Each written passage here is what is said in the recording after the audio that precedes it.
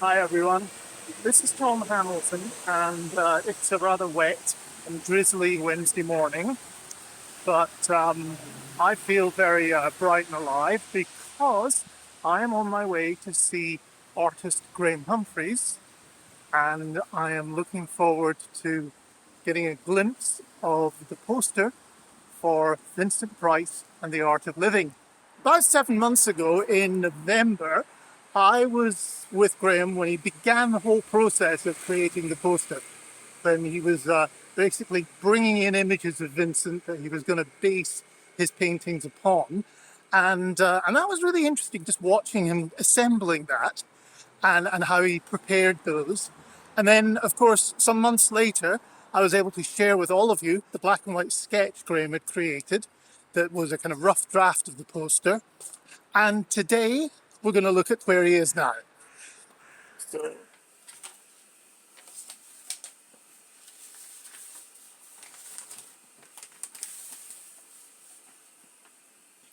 oh, wow.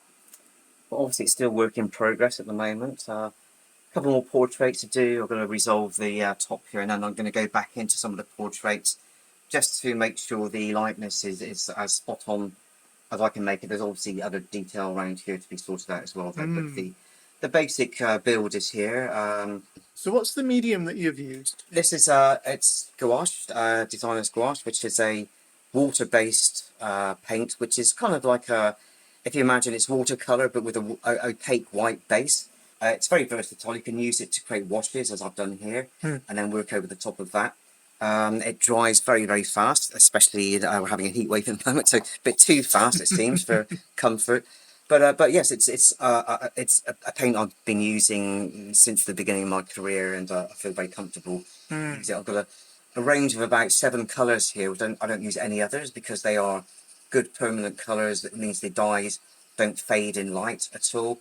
Also, it means that so I can control the colours really well because I'm very familiar with the way they work. So, for instance, there's no greens here in the selection. I've got 2 blues, one which does very bright purples, and this one does a lot of darker washes and darker shading, but also gives me every green that I need with a bit of yellow. I really like these greens, actually. Yeah, so it's a very limited range, but it gives me all the colours I can possibly think of. Also, I know that the colours reproduce very well in print as well. Right. And Yeah. that's essential. Yeah. And it really reminds me, it's quite Corman-esque in the colour. Well, it's kind of, I'm trying to kind of keep that sort of classic film poster style. I mean, one of the difficult things is when you have multiple portraits, is how do you prevent it just being a whole bunch of heads? You know, that's a given because that's the nature of portraits.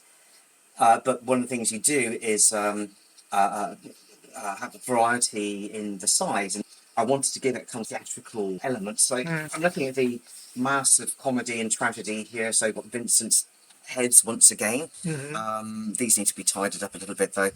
And what I thought would be interesting is because there's the 2 sides to his characters, the sort of the good characters and the bad characters, the villains, basically the heroes. So we've got all the kind of hero, good guy stuff here, and all the villain stuff going on here. I thought it'd be quite interesting to have the some curtains pulled back. Obviously, on the bad side, we've got like a skeleton hand. On the good side, we've got a gloved hand as well.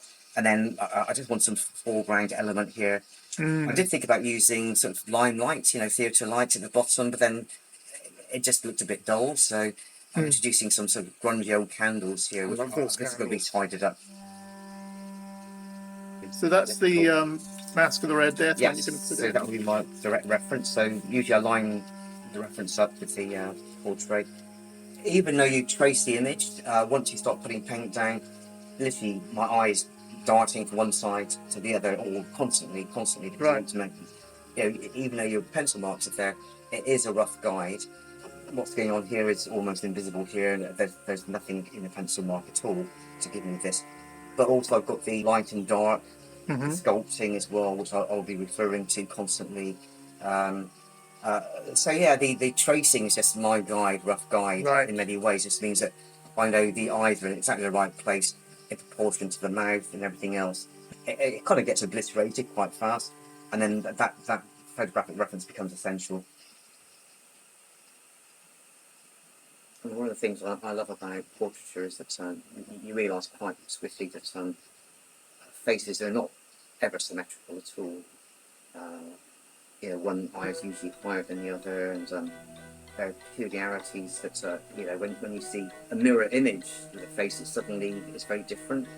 Because in a way, I'm sort of giving myself a sort of a map of how to work over the image that may not be defining everything precisely, but I'll know exactly where to work in the other marks.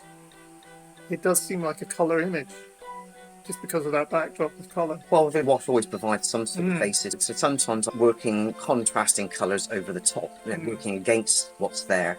Sometimes working with the wash. And in this instance, we've got the sort of redness there already, so that will just mean when I put the red colour down, where there is some transparency on the paint, it is backed up by more of the same colour. And that'll just make it a little bit more luminous as well.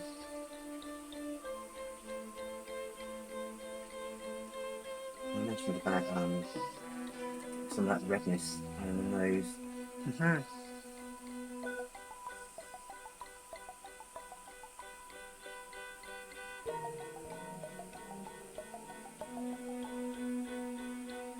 It's almost like pumping blood. It's refreshing. Yeah.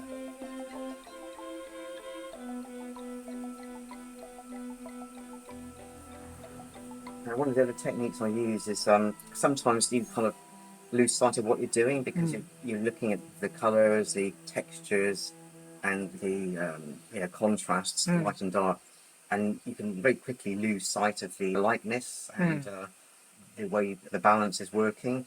So what I use is a small mirror, and I can sort of see the image reversed, which is almost like seeing it for the first time. Hang on, And see if I can get that.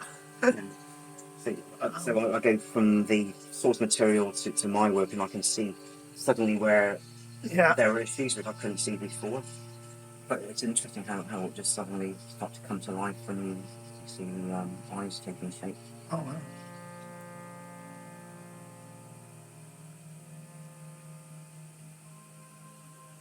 It's such a difference.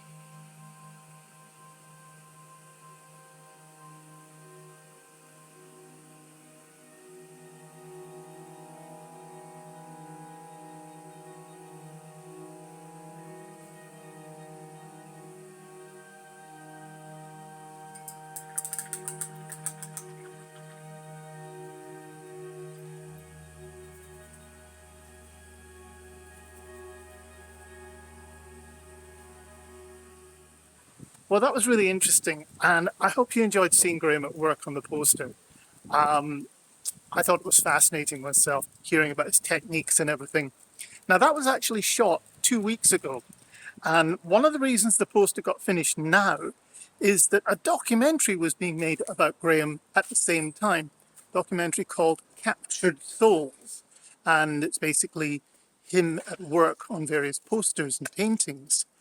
And one of the posters that was featured in the film was the poster for our film. So that's a great little plug that's going to be coming out for Vincent Price and the Art of Living. So that's quite nice that it worked out that way. Now, I'd like to share with you the finished result. This is the painting that's going to be used as the basis for the poster advertising the film, on the Blu-ray and DVD covers, and on some of the memorabilia that we'll be putting out as well.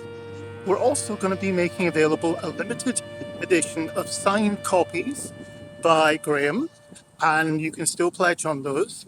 So if you want to pledge on any of the rewards that we're still offering for the Stretch campaign, just go to the Kickstarter campaign, look for the reward that interests you, click it, and it will be yours in due course once we send them all out.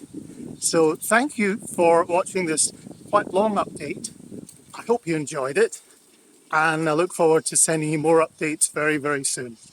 Okay, thank you. Bye now.